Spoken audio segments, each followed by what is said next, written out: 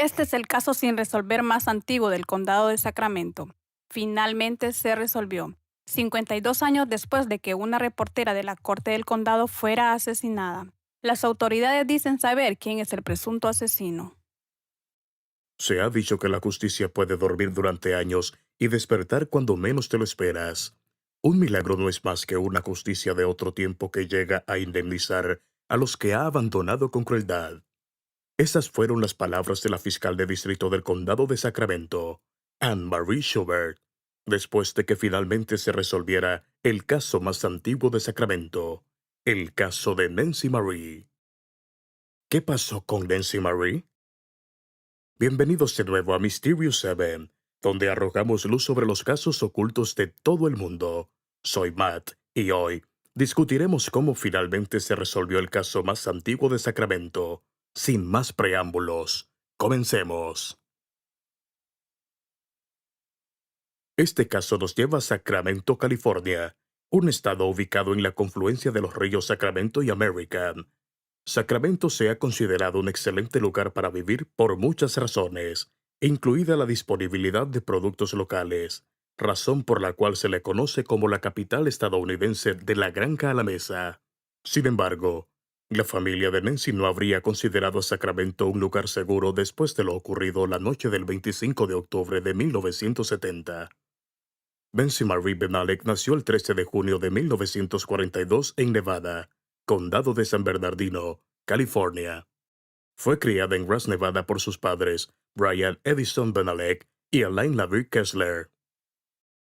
También tenía una hermana llamada Linda.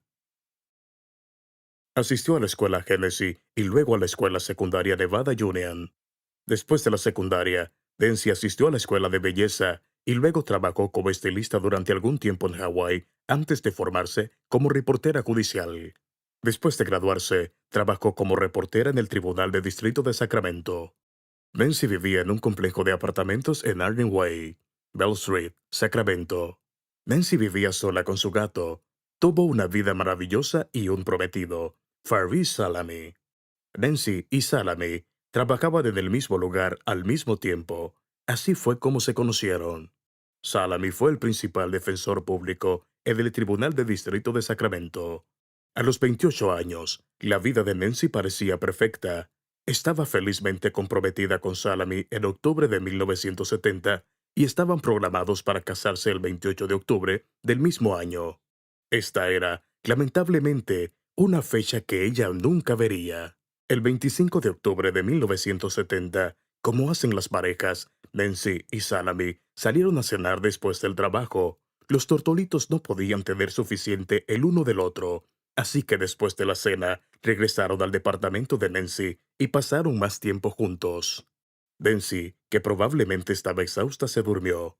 En ese momento, era tarde en la noche, por lo que Salami decidió irse, ya que Nancy estaba dormida. Antes de que Salami saliera de la casa de Nancy, miró la hora y eran las 11:30 p.m. Habría cerrado la puerta con llave, pero Nancy por lo general dejaba la puerta de vidrio entreabierta para que su gato entrara y saliera del apartamento por la noche. Así que él hizo lo mismo. Salami no sabía que estaba tomando dos malas decisiones: dejar a Nancy y dejar la puerta abierta. A la mañana siguiente, el 26 de octubre de 1970, los compañeros de trabajo de Nancy no la vieron en el trabajo, lo cual les fue muy extraño. Si Nancy estaba ausente, siempre les avisaba con antelación. Uno de los compañeros de trabajo de Nancy estaba preocupado y llamó a su hijo, Jack, para ver cómo estaba Nancy en su apartamento. Jack llegó al apartamento de Nancy y llamó a la puerta varias veces, pero no hubo respuesta. Fue entonces cuando supo que algo no estaba bien. Jack corrió hacia el administrador del edificio y le explicó la situación. Después de un poco de ida y vuelta, el gerente accedió a abrir la puerta de Nancy y allí se encontraron con la escena más horrible que habían visto en sus vidas. Era Nancy, yaciendo sin vida en un charco de sangre. Tenía múltiples heridas de arma en todo el cuerpo. Había sido brutalmente atacada y su cabeza casi fue decapitada. Fue tan espantoso que tanto el administrador del edificio como Jack nunca olvidarían esa vista por el resto de sus vidas. Se pusieron en contacto con la policía de inmediato y, unos minutos después, La policía llegó al lugar. Solo había una pregunta en la mente de todos, incluidos los investigadores. ¿Quién asesinó a Nancy?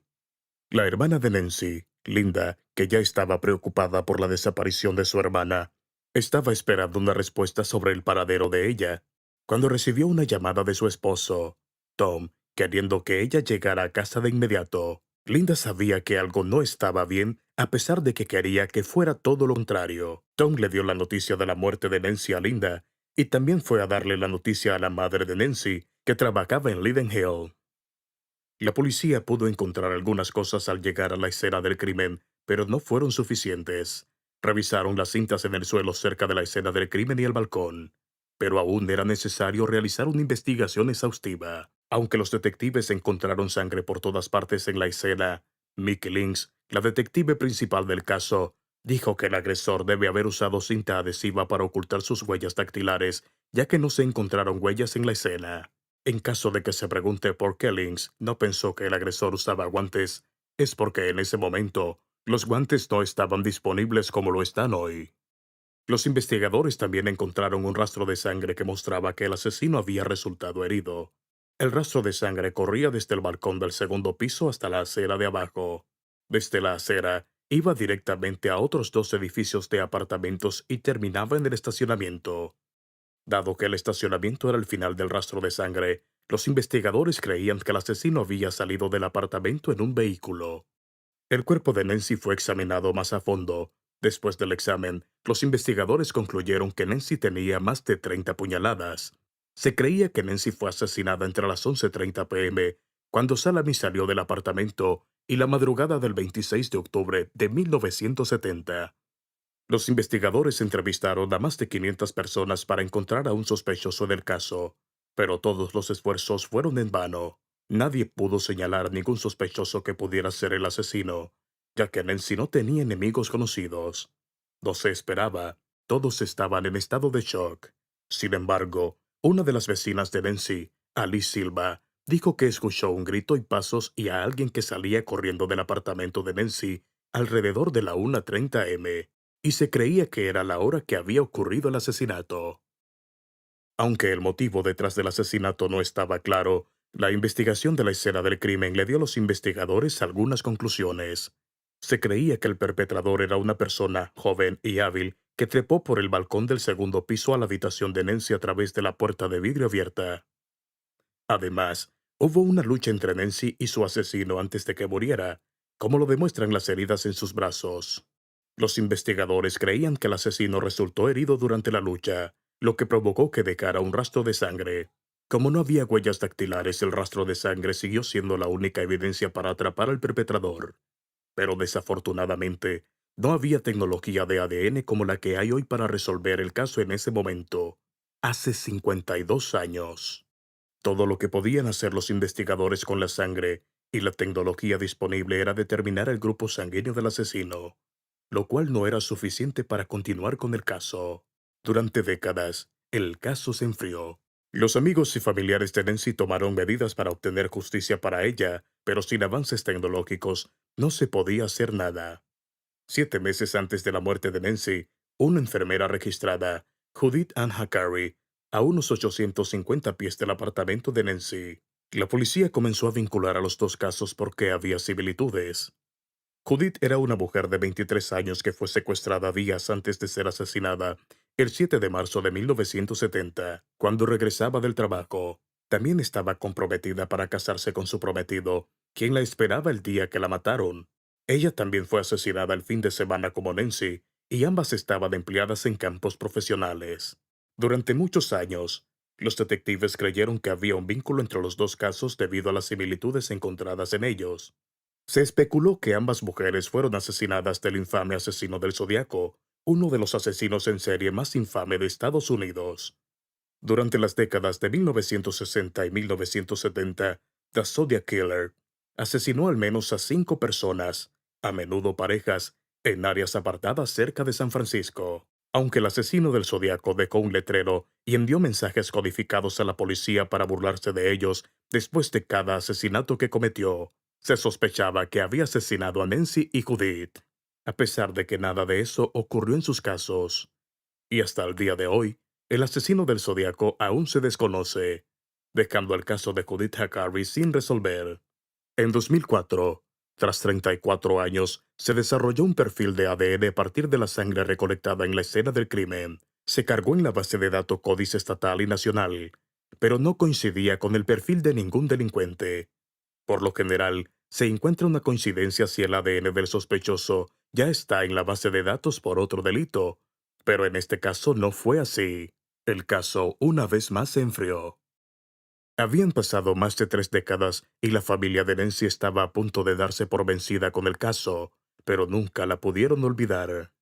49 años después de la muerte de Nancy, en noviembre de 2019, los detectives del equipo de casos sin resolver del alguacil de Sacramento y los investigadores de la oficina del fiscal de distrito iniciaron una investigación de genealogía genética forense utilizando nueva tecnología. Esta tecnología se utilizó para identificar al notorio asesino del Estado Dorado y al violador de Norcal. Desde entonces, las autoridades lo han empleado para resolver casos. El perfil de ADN desarrollado en 2004 se cargó del sitio web de genealogía de código abierto para rastrear al sospechoso. La genealogía genética de investigación utiliza perfiles de ADN de la escena del crimen o de restos humanos no identificados para identificar perfiles o coincidencias de ADN genéricos cercanos. Al comparar la genealogía conocida de esas coincidencias familiares cercanas, se reduce el número de posibles parientes cercanos del perpetrador o la víctima. Los detectives tuvieron que esperar 3 años antes de poder obtener el resultado, y con la ayuda del pariente del sospechoso que proporcionó su ADN, los detectives pudieron identificar al asesino después de más de 5 décadas. Finalmente, el 21 de julio de 2022, casi 52 años después de la muerte de Nancy, su asesino fue identificado como Richard John Davis. Davis nació el 22 de marzo de 1943. En el momento que cometió el asesinato tenía 27 años. Vivía en el mismo complejo de apartamentos que Nancy y siguió viviendo allí hasta 1974 o 1975. Mientras Nancy vivía en el apartamento número 17, Davis vivía en el 23. Sus apartamentos estaban en los extremos opuestos de una piscina. Davis podía ver fácilmente el apartamento de Nancy desde el suyo, lo que explica cómo podría haber sabido sobre los movimientos de Nancy. Según Mickey Lynx, ahora una detective retirada de la oficina del alguacil, quien habló en una conferencia de prensa después de que se resolvió el caso, Davis había premeditado el asesinato de Nancy. A juzgar por cómo irrumpió en el apartamento de Nancy la noche del asesinato, a través de la puerta de cristal ligeramente abierta, y cubrió los dedos con cinta adhesiva, significa que lo que hizo fue planeado. Nadie podía estar seguro del motivo de Davis. Aún así, los detectives especularon que Davis podría haber sentido algo por Nancy y la había matado cuando supo que se iba a casar pronto. Nadie vio nunca a Davis y Nancy en desacuerdo. No parece que ambos hayan tenido una conversación, al menos que nadie más sepa. Entre las 500 personas entrevistadas durante un mes después de la muerte de Nancy, estaban presentes Davis y su compañero de habitación. Sin embargo, ambos proporcionaron fuertes coartadas el uno para el otro. Además, no hubo indicios de que los investigadores detectaran una herida en los brazos o la mano de Davis durante la entrevista, y la razón por la que no se encontró a Davis en la base de datos CODIS fue porque no tenía condenas previas, excepto por un cargo de conducir bajo la influencia. Davis había estado viviendo su vida como un hombre libre en Sacramento, ya que no había evidencia que lo vinculara con el crimen. Y mientras vivió su vida, la familia de Nancy y Salami lloraron a Nancy todos los días y esperaban que atraparan a su asesino. Esperaron durante años y en un momento perdieron la esperanza de encontrarlo. Finalmente, después de 52 años de espera, se identificó al asesino de Nancy.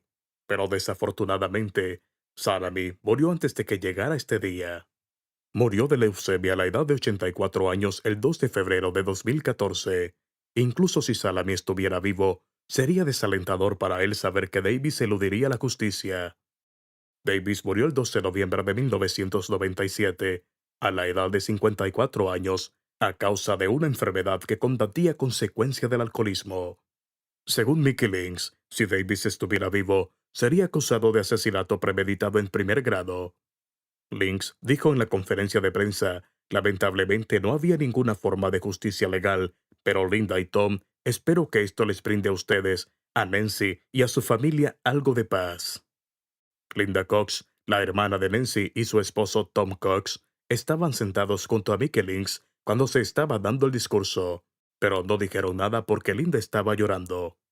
En una declaración leída por el portavoz del alguacil, el teniente Rodney Grassman, Linda dijo que su familia le debía mucho a Lynx por no darse por vencida en la investigación y que casi había llegado al punto de perder la esperanza de que el caso se resolviera alguna vez. Ella escribió, «¿Cuántas veces mi esposo, Tom, y yo hemos dicho, a Nancy le encantaría nuestro rancho, todos nuestros animales y la tierra con amplios espacios abiertos?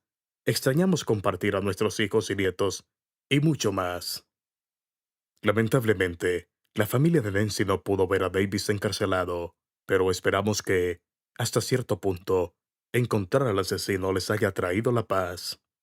Y eso es todo acerca de cómo se resolvió el caso más antiguo de Sacramento. ¿Qué opinas sobre este caso? ¿Crees que atraparían a Davis si no hubiera dejado rastro de sangre? Háganos saber sus pensamientos en la sección de comentarios.